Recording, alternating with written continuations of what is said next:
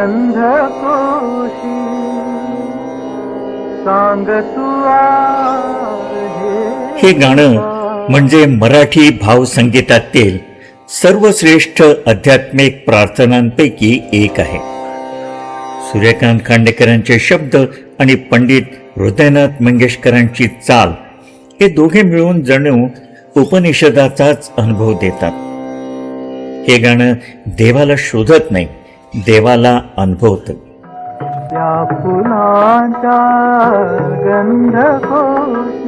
कवी देवाला विचारत नाही की तू कुठे राहतोस, तो विचारतो फुलाच्या सुगंधात तू आहेस का, कारण फूल दिसतं पण सुगंध दिसत नाही. देवही तसाच आहे, दिसत नाही पण तो जाणवतो.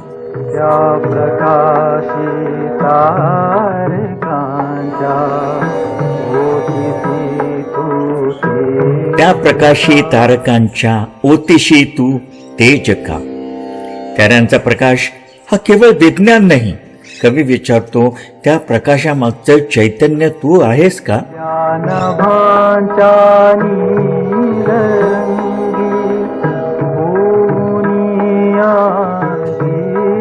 त्या नभांच्या नीलरंगी होऊन या गीत का. गात वायूच्या स्वरांनी. वा, वारा दिसत नाही त्याचा आवाज येतो. म्हणजे जे दिसत नाही तेच सर्वात जास्त अनुभवायला येतं. मानवाच्या अंतरीचा प्राण तू आहे. मानवाच्या अंतरीचा प्राण तू आहेस का. ही ओळ म्हणजे गीतेचं सार आहे.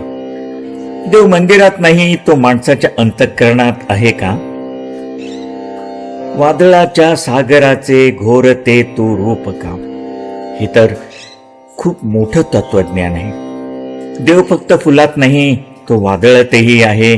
आपण सुखात देव मानतो, दुःखात देवाला विसरतो. कवी म्हणतो दुःखाचं रूपही तूच आहेस का.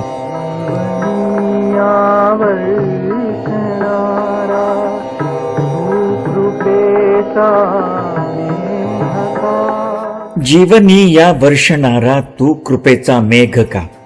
कृपा ती पावसासारखी असते, कोणावरही पडते, ती भेदभाव करत नाही. असं म्हणती नाचणारी तू विजेची रेघ का. वीज क्षणभर चमकते, पण एक क्षणही अंधार बदलण्यासाठी पुरेसा असतो.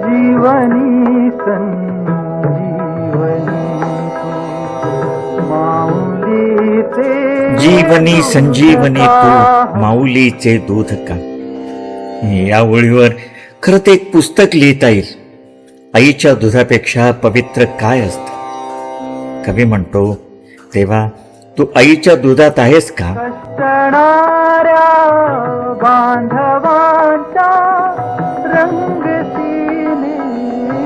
कष्टणाऱ्या बांधवांच्या रंगसी नेत्रात का.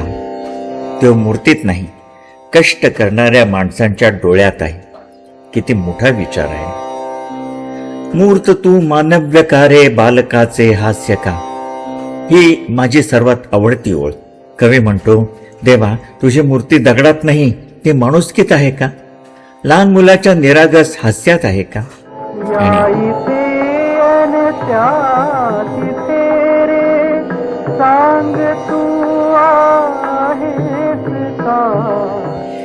या इथे अन त्या तिथे रे, सांग तू आहेस का. आता प्रश्न बदलतो.